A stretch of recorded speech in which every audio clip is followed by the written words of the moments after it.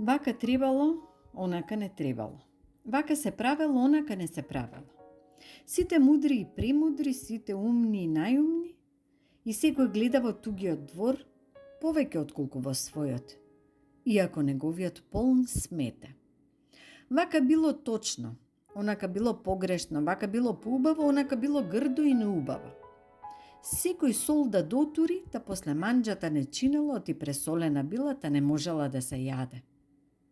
И човек ко човек никако да разбери, оти негово не е тугиот живот да го натокми, ниту негово е да суди во туг дом како е.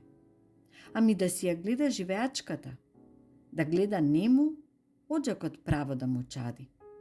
И во постелата негова се токму да е. Оти мудроста не лежи во пикање носот секаде и во покажување со прст кон секого. Нема мудрост во тоа да се вмешаш онаму каде што местото не ти е и во она што некој друг го живее.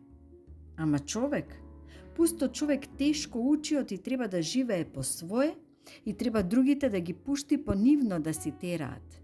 Да се да си биде кој како милува, дур некој некому зло не стори, дур некој некому зло не натокми.